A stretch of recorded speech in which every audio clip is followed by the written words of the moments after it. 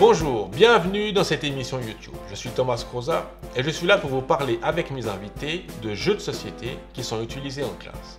Mes invités sont des enseignants, des professeurs, des éducateurs qui vont venir à tour de rôle nous parler de leur coup de cœur, de leur expérience, des jeux qu'ils utilisent régulièrement en classe et de comment ils les adaptent à une classe d'au moins 20 élèves.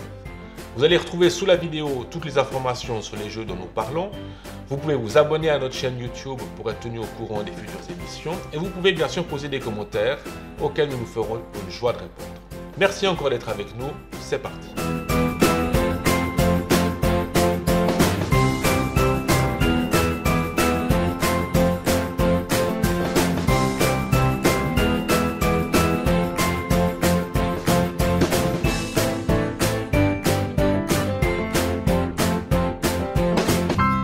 Bonjour, bienvenue dans cette nouvelle émission YouTube qui parle des jeux de société qu'on utilise en classe par les enseignants, par les professeurs, par les éducateurs. Aujourd'hui, je suis avec Mathieu Moser. Mathieu, bonjour. Salut.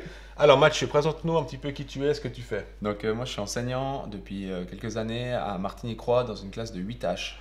D'accord. Et là, qu'est-ce que tu viens nous présenter comme jeu? Donc le jeu s'appelle simplement la bataille des fractions.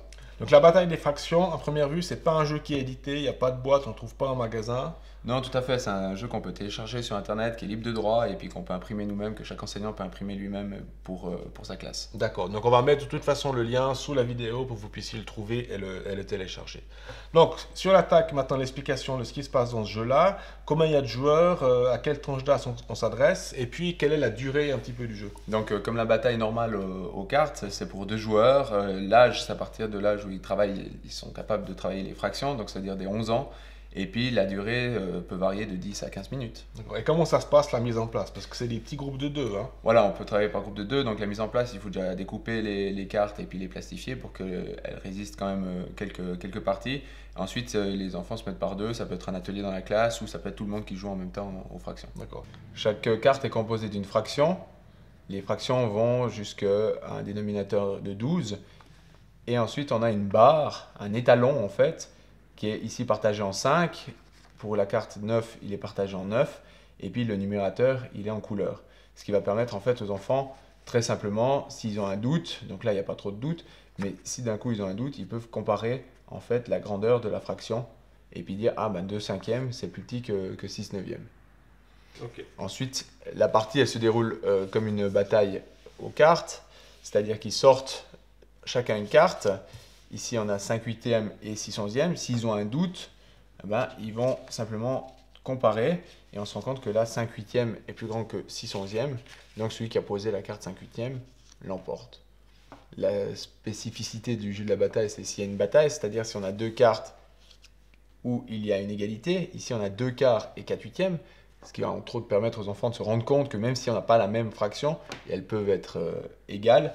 Alors à ce moment-là, chacun pose une carte à l'envers, plus une carte à l'endroit. Et là, on a la fraction entière, c'est l'as, si on veut bien, qui remporte toutes les cartes. Et ça, c'est un jeu que tu fais régulièrement en classe? C'est un jeu qu'on fait du moment qu'on a travaillé les fractions. C'est un jeu qui permet de consolider cet apprentissage et puis de consolider l'apprentissage. Donc, la branche, ça concerne, j'imagine, les mathématiques? Tout à fait, les mathématiques. Ouais, d'accord. Les compétences qu'ils apprennent? Donc, le but final, enfin les objectifs là-dedans, c'est vraiment qu'ils soient capables de comparer les fractions, quelle est la plus grande, quelle est la plus petite, et puis aussi de pouvoir les classer, les ordonner de la plus petite à la plus grande. D'accord. Les objectifs scolaires? C'est les mêmes que les compétences et comparer et classer des fractions. D'accord. Ok, donc ça c'est la bataille des fractions.